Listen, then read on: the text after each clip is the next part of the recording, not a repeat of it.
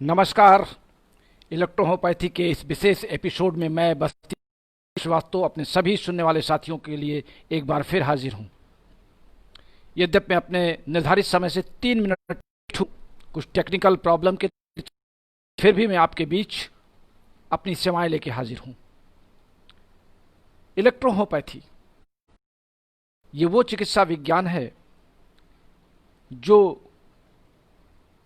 पौधों में व्याप्त उनकी कोशिकाओं के अंदर एंजाइम्स की क्रियाशीलता को लेकर के मानव शरीर की कोशिकाओं की क्रियाशीलता से मेल कराने वाली चिकित्सा पद्धति है।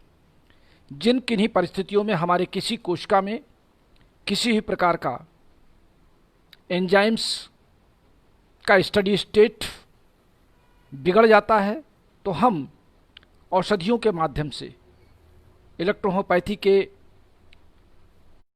चिकित्सा विधि में एंजाइम्स के रूप में हम उन कोशिकाओं का स्टडी स्टेट मेंटेन करते हैं। हमने स्टडी स्टेट को मेंटेन करने के लिए आप सबसे कई बार कई प्रकार की औषधि फार्मूलों पे आपसे चर्चा की है। अभी पिछले दिनों हमने आपसे रिवाइज मेडिसिन के बारे में बात की, जिसमें हमने आपको यस1, वेन1, यस5, C5 पर हमने दोबारा आपसे चर्चा की। इसके पहले मैंने अपने शुरुआत दौर में जब आपसे बात किया था, मैटेरिया मेडिका का क्लास ले रहा था, तो मैंने इन औषधियों के बारे में चर्चा की थी और आपकी मांग पर मैंने चर्चा किया। इलेक्ट्रोहोपैथी के हमारे एपिसोड में आपने फार्मेसी के बारे में सुना, फार्माकोपिया के बारे में सुना, शॉर्ट में एनाटॉमी और फिजियोलॉजी के बारे में भी आपने सुना। प्रैक्टिस ऑफ मेडिसिन में विभिन्न रोगों पर, जो अंग्रेजी नाम के रोग हैं, हालांकि इलेक्ट्रोहोपैथी में रोग की परिभाषा सिर्फ एक है कि any persistent change in the disease, यानी लिम्फ और ब्लड में होने वाला कोई भी अस्थायी परिवर्तन रोग कहलाता है। अस्थायी परिवर्तन इट मीन टेम्पररी चेंज। हम अगर कोई परिवर्तन स्थायी हो जाएगा तो हम उसे किसी भी चिकित्सा विधि से दूर नहीं कर सकते। इस कारण से इलेक्ट्रोहोपैथी में बिल्कुल सटीक रोग की परिभाषा बताई गई है कि रक्त और रस में, यानी लिम्फ और ब्लड में कोई भी होने वाला चेंजेस, अस्थायी परिवर्तन, ये रोग कहलाता है। लेकिन चूंकि प्रचलन मॉडर्न साइंस का है, modern medicine science, medical science का है, अंग्रेजी नामों के विभिन्न रोगों के आधार पर शरीर के लक्षणों को, उनकी शिकायतों को नजर रखते हुए हम इलेक्ट्रोहोपैथी की औषधियों में अंगों की ओर अपना ध्यान आकर्षित करते हैं और उस अंग की संबंधित एंजाइम्स रूपी औषधि को चुनने में आसानी रहती है।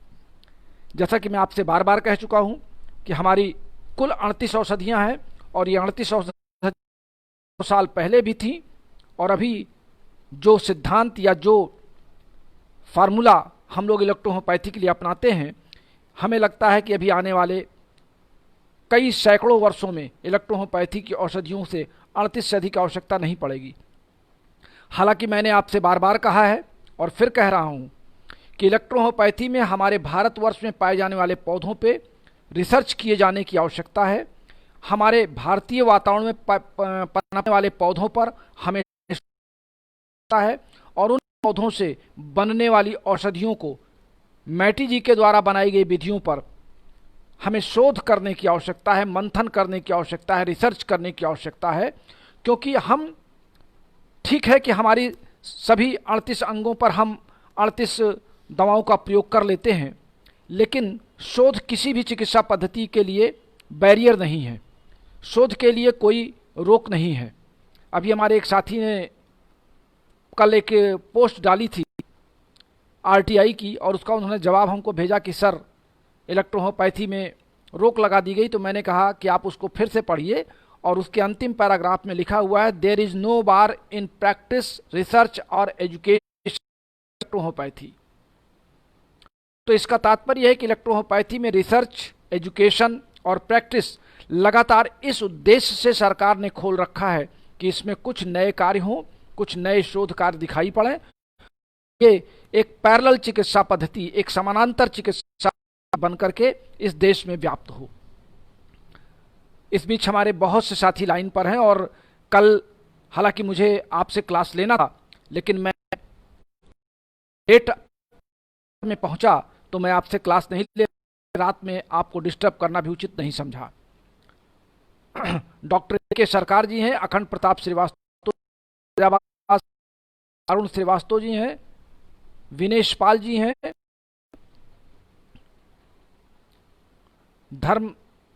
डॉक्टर शिव नारायण कौर जी हैं, मुकेश खुंट जी आ चुके हैं लाइन पर,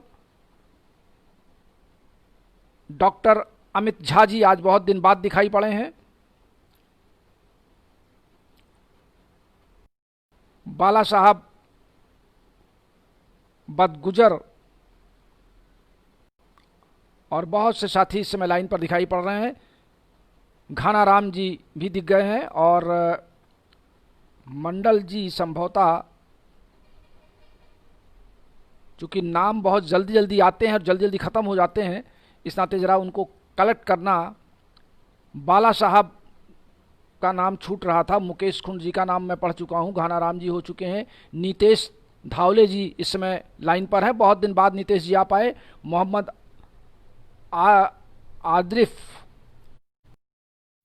आदरिफ भी हैं इस समय लाइन पर, और सचिन त्यागी जी भी आ चुके हैं सबसे पहले लाइन पर, विनोद कुशवाहा जी हैं, महेंद्र सेंगर जी हैं, भूपेंद्र कुमार जी हैं, बहुत से साथी हमारे लाइन पर हैं, विनोद कुशवाहा जी हैं और गुरनेक सिंह जी अभी अभी आए हैं। गुरनेक जी आपका स्वागत है। नमस्कार जी, सभी का नमस्कार है, आप सब लोग नमस्कार कर रहे हैं, आप सबका नमस्कार है। तो आइए हम अपने चर्चा में आगे बढ़ते हैं। तो इलेक्ट्रोहोम्योपैथी के दृष्टिकोण से पौधों के कोशिकाओं में पाए जाने वाले एंजाइम्स मानव की शरीर की कोशिकाओं के पाए जाने वाले एंजाइम्स के समदृश होते हुए उनके कार्यों की एकरूपता को देखते हुए इलेक्ट्रोहोम्योपैथी की औषधियाँ शरीर के विभिन्न फिजियोलॉजिकल एक्टिविटीज में एज ए कैटालिस्ट भाग लेती हैं। मोहम्मद अफजल अंसारी जी नमस्कार, हेमंत कुमार प्रजापति जी नमस्कार, अनिल हिरकानी जी नमस्कार, डॉक्टर राजेंद्र सिंह राठौर जी थोड़ा देर में आप आए हैं, लेकिन चलिए आपका भी स्वागत है।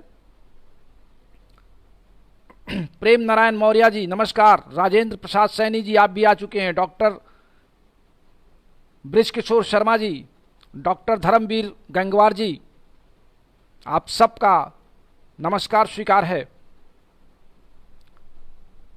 रामशंकर यादव जी भी आ चुके हैं और पहली बार संभवतः ये आ रहे हैं मेरे इस लाइन पर।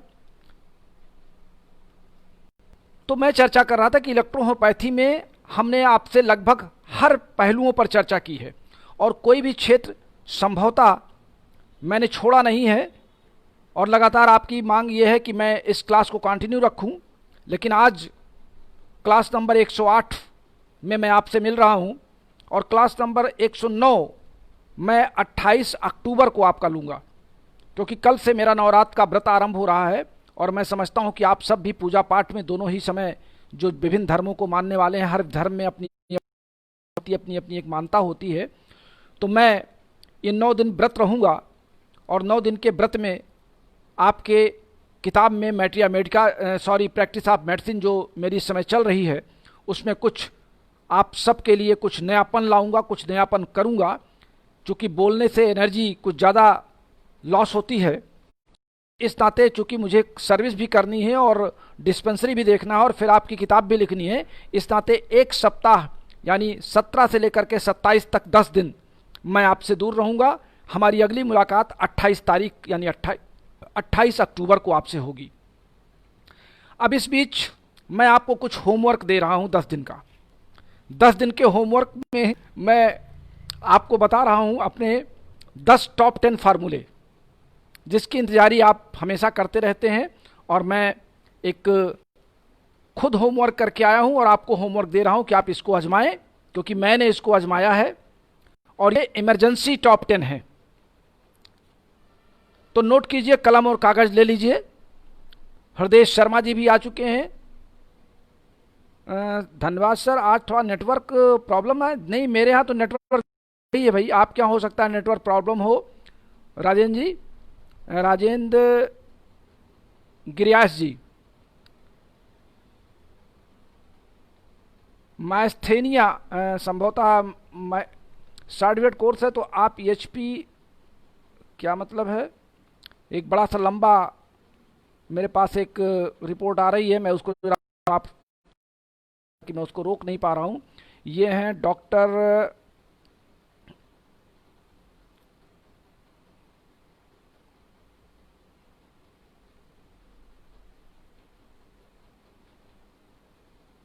डॉक्टर महेंद्र शंकर जी लिख रहे हैं कोई प्रतिबंध नहीं है प्रैक्टिस पर।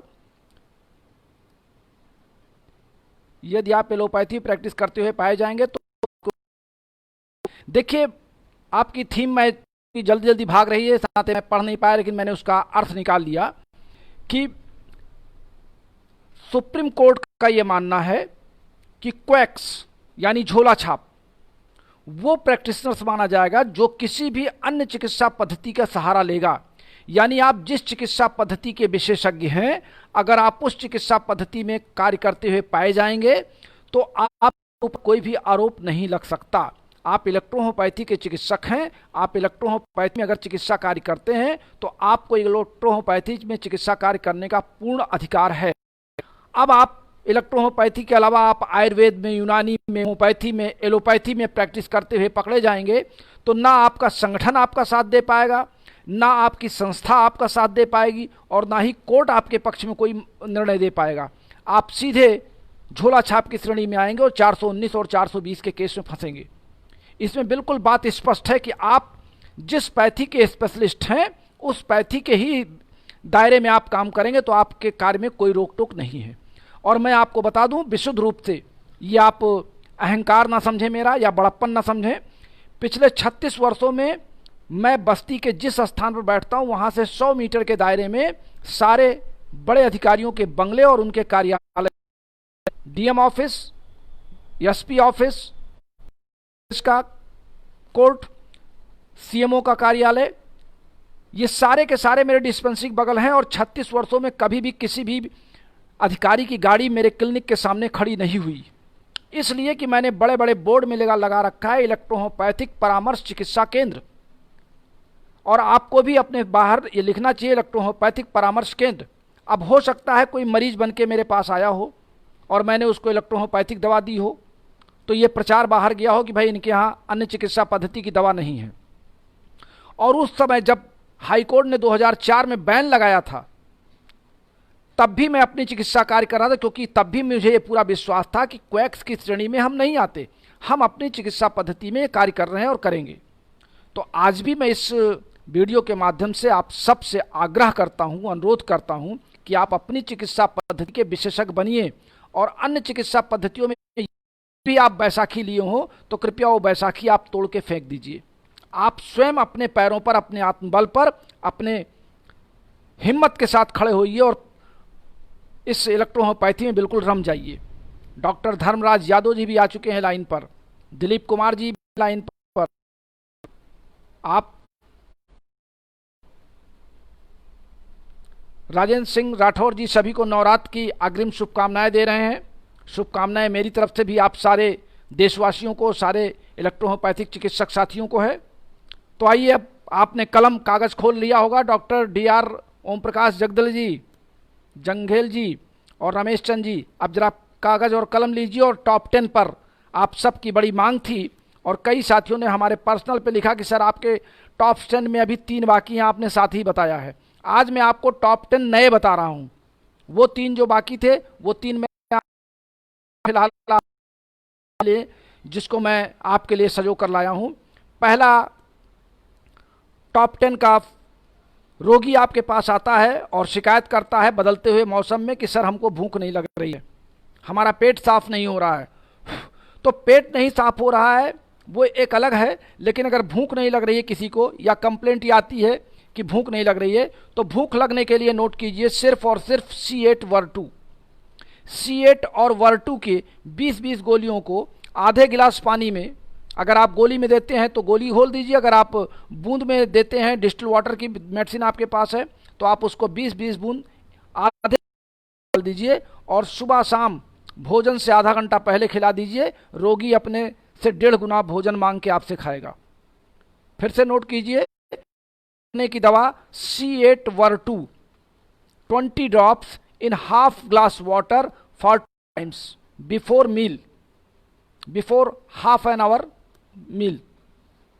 दूसरा है पेट साफ नहीं हो रहा है, कब्जियत बनी हुई है, तो फिर आदमी क्या करे? डॉक्टर के पास गया, डॉक्टर क्या कर सकता है? इलेक्ट्रोहोपैथिक फिजिशियन के रूप में आप क्या कर सकते हैं? आप ज़्यादा लफड़े में ना पड़ें, ज़्यादा मिक्सचर में ना पड़ें, आप सिर्फ और सिर्फ 3 दवाएं उठाएं, यस्टन, यस्लास और L3। तीनों दवाओं की बराबर बराबर मात्रा रोगी के उम्र के हिसाब से, रोगी के शरीर के अनुपात के हिसाब से न्यूनतम 20 ड्रॉप, अधिकतम 50 से 60 ड्रॉप भी आप दे सकते हैं। रॉबिन प्रताप जी और हर्षित सिंह जी, इरफान खान जी, आप सब लाइन पर हैं, आप लगातार मेरी बात को सुने। तो जब रोगी का पेट साफ नहीं हो रहा है, कब्जियत है, तो आपको देना है यस्टन, स्लास और L3। तीनों दवाओं को आप बराबर बराबर करके रोगी से कहिए कि इसको रात में सोते समय ले ले, केवल एक बार, वंस टाइम, और नेक्स्ट डे रोगी आपका ठीक रहेगा। और लगातार ये प्रक्रिया अगर उसको ज़्यादा है तो 1 सप्ताह या 10 दिन तक ये प्रक्रिया रात में चला दीजिए। और भोजन के पहले यशवन दे दीजिए उसको 10 ड्रॉप।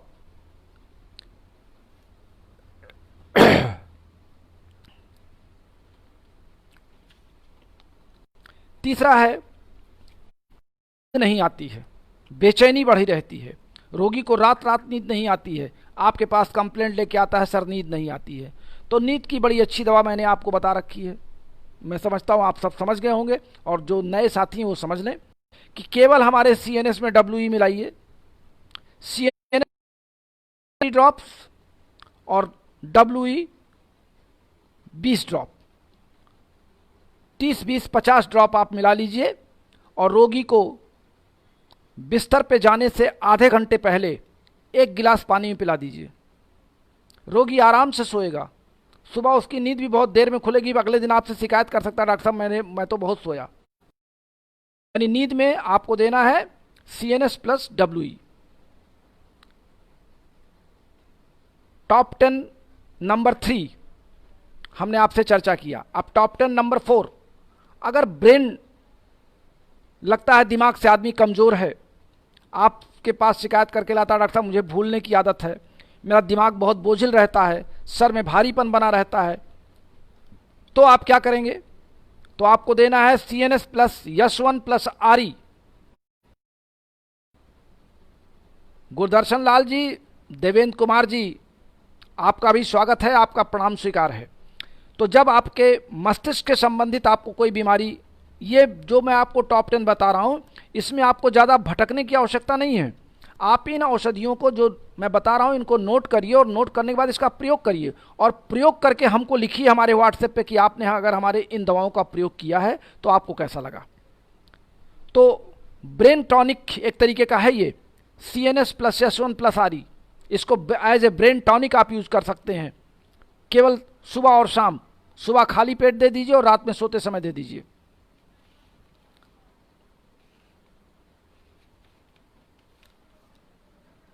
एक और है, अगर शरीर में बहुत शिथिलपन है, जिसको कहते हैं शिथिल होना, शरीर बहुत ढीला है, ढीले का मतलब कि आदमी का काम करने में मन नहीं लगता है, भूख सब कुछ खा पी रहा है, वो पेट भी उसका साफ हो रहा है, लेकिन आमतौर से घर वाले शिकायत करते हैं कि डॉक्टर साहब हमारा लड़का दिन भर पड़ा रहता है, हमारे लड़के को कुछ काम धाम करने का मन नहीं लगता है, दिन भर बहुत सोता है, काम नहीं करता है।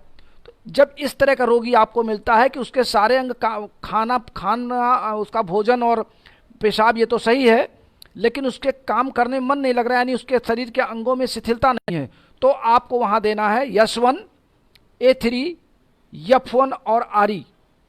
ये स्टिमुलेंट का कार्य करेगा, उत्तेजक का कार्य करेगा, और शरीर के सभी अंगों में सक्रियता ला देगा, और रोगी का जो काम करने में या दिन भर लेटे रहने का मन करता है उससे वो निजात पाएगा और आपकी जय जयकार करेगा।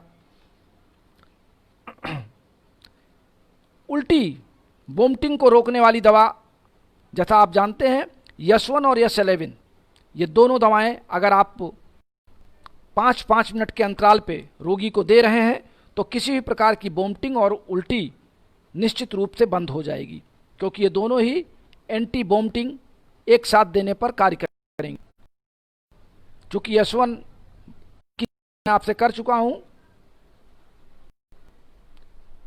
Sir in case of insomnia in CNS will use yes 1 और यस 5। CNS में ऑलरेडी यस 5 है सरकार जी, AK सरकार जी आपका है, तो इस नाते हमको यस 1 उसके साथ मिला देना है C1 के साथ, जो ब्रेन टॉनिक का कार्य करेगा, क्योंकि ऑलरेडी CNS में यस 5 मिला है। इस नाते यस 5 और यस 1 का चक्कर नहीं है, CNS प्लस यस 1 ये आप याद करें। हमारा टॉप 10 का अगला नंबर है 7। 7 में आमतौर से गांवों में या शहरों में विभिन्न प्रकार के कीड़े या जहरीले कीड़े अगर रोगी को काट लें, आपके पास लाया जाए, यानी विष नाशक आपको चाहिए एंटी पॉइजनस, तो एंटी पॉइजनस में आपके पास CNS plus yes 1 plus RE तत्काल आपको याद करना होगा। बिना सोचे समझे CNS यस 1 और RE को उठाइए और तात्कालिक रोगी के मुंह में सीधे आप उसी बोतल से गिराना 20-20 बूंद तीनों दवाओं को, और रोगी को अपने पास आधा घंटा रोक लीजिए।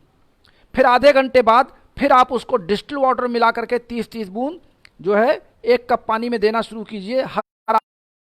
रोगी को अपने पास 1.5 घंटे रोक लीजिए, रोगी आपका विष नाशक हो जाएगा, उसको उसके शरीर से विष दूर हो जाएगा। आप इस प्रयोग को करके देखें।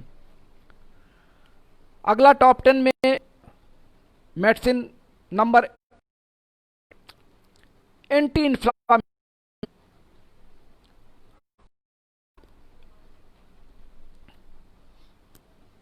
एंटी इन्फ्लामेशन में 2 कंडीशन आती है, एक एक्यूट एक क्रॉनिक। अगर एक्यूट केस आपके पास आया है, फोड़ा निकल रहा है, फुंसी निकल रही है, या तत्काल कोई किसी को चोट लग गई, उसके गांठ में सूजन हो गई है 1-2 घंटे बाद या 1 दिन के अंदर आपके पास आ गया है।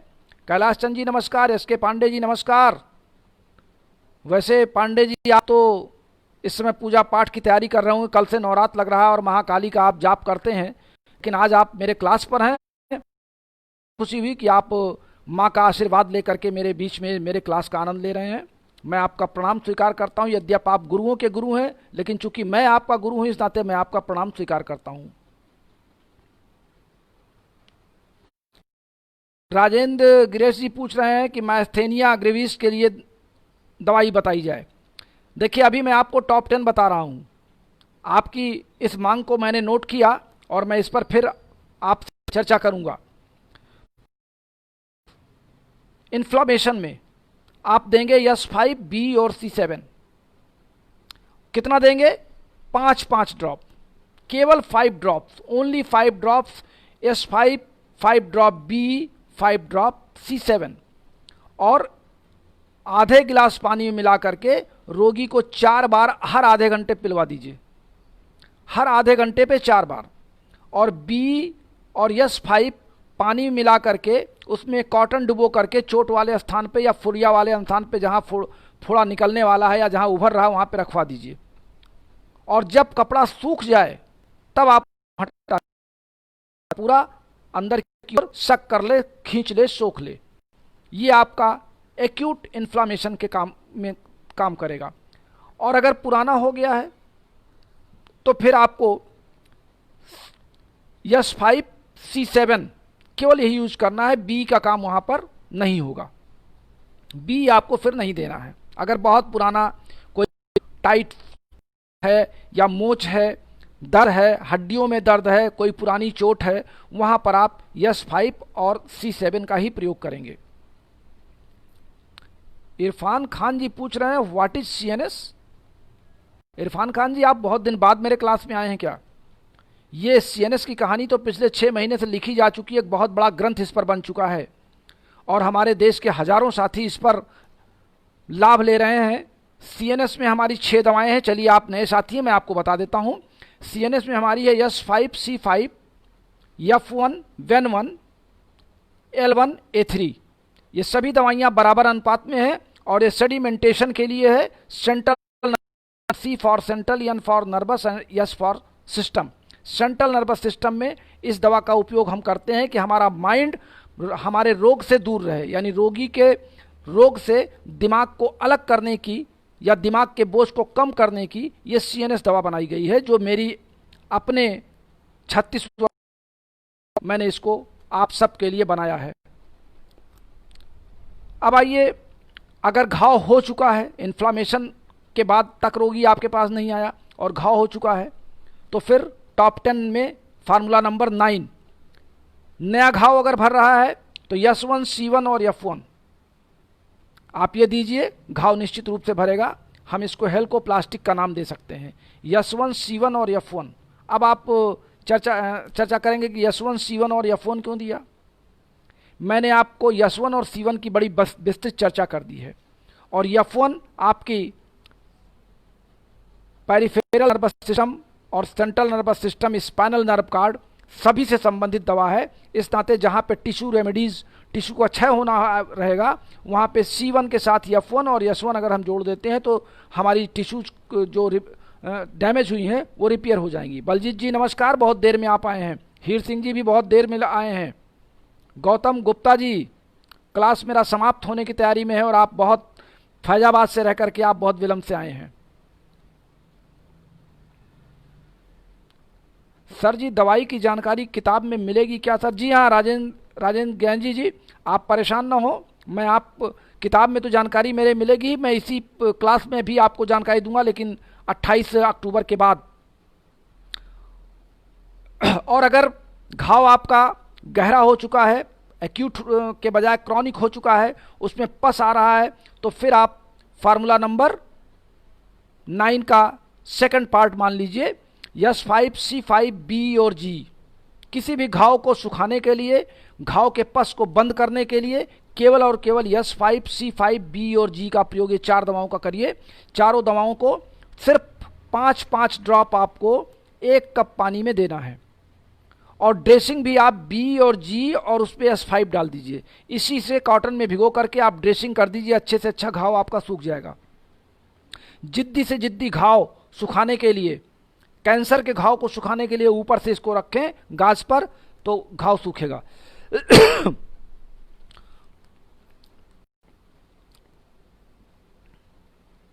और अब सबसे महत्वपूर्ण